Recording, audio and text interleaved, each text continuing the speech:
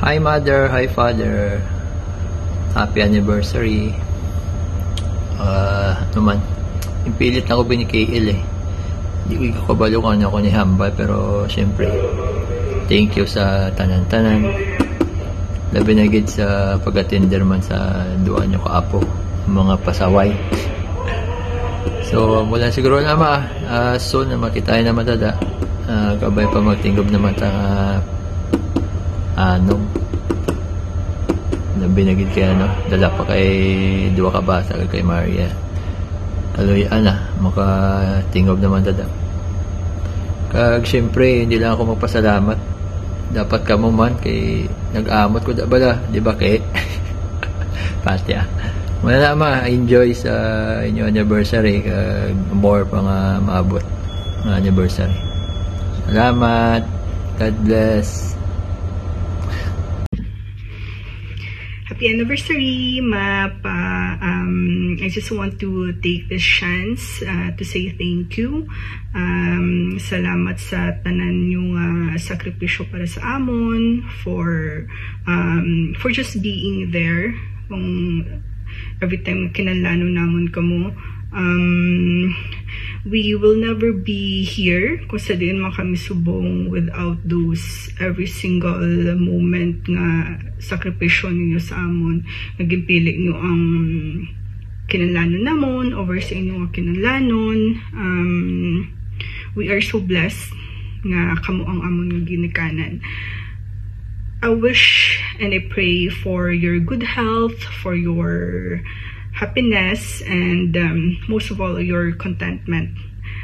We love you, Ma. We love you, Pa. And I hope to see you soon, very soon. Saluwat, salamat kid sa tanan-tanan. Hi parents, hello Mama and Papa. Happy 39th wedding anniversary. And advance happy birthday kay Mama this coming October 25, and kay Papa man next month November 26. Just a trivia, si Mama magulang siya kay Papa 1 year, 1 month and 1 day. So that's October 25 and November 26. I just really want to take this opportunity to honor and to honor you and thank you parents for your love, for loving us and for sacrificing a lot of things for us just to give us good education and better future. And so thank you for that. And also thank you man for instilling in our minds the value of hard work, determination, and most importantly having faith to our Lord Jesus Christ. I'm really, really, really grateful for that, for introducing and for building a relationship with the Lord. Kaya nakita gid namon kung gaano kamo ka religious.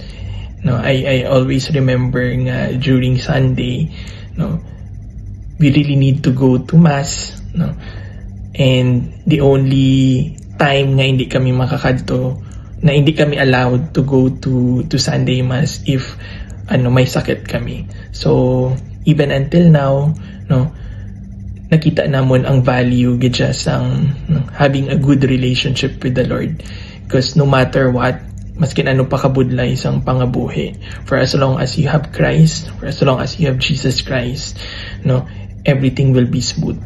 So thank you for that, Mama and Papa. And I also remember before kung gaano ka simple aton life, and because of that simplicity, that opened my eyes, that opened my heart, my whole being, and to dream big, na because of that simplicity, dira ako nag-start nga i-challenge pa ako nga self, to do more, to be a good student, to achieve good grades, especially hindi lang man sa for sure hindi lang man sa akon, but sa tanan mo nga mga bata, kay Tuto, kay Manang, kay Tuto Darrell, kay Manang Chazel, and kay KL. So we really value education because we know that amon na siya amon nga ticket for a successful career someday. And I think slowly kaka-achieve na namon ang success nga before ginapangarap lang naton, and slowly kaka-achieve na namon, and I hope nga proud kamo sa amon, no. I pray to God na He will give you longer life and good health, because I really want to, for us is really payback time sa mga bata mo.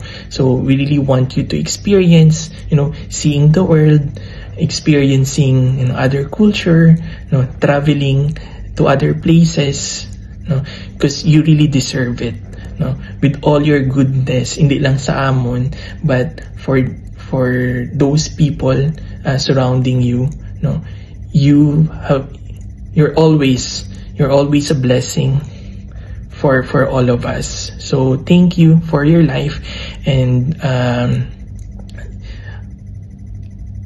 I don't know how to say thank you pa, because I think there's really no words, no words can express how grateful I am na experience ang love halin sa inyo.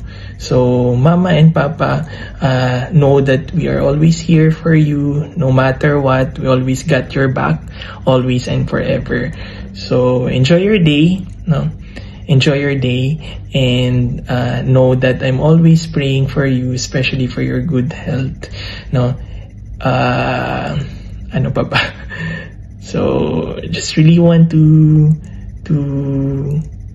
say thank you, and God bless you always, and I'm looking forward to celebrate with you sa golden anniversary nyo.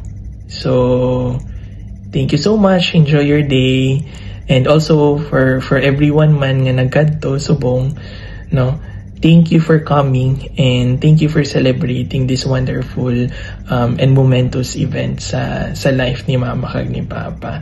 39 years is no joke. So I'm really looking forward for 20, 30, 40 more years with them.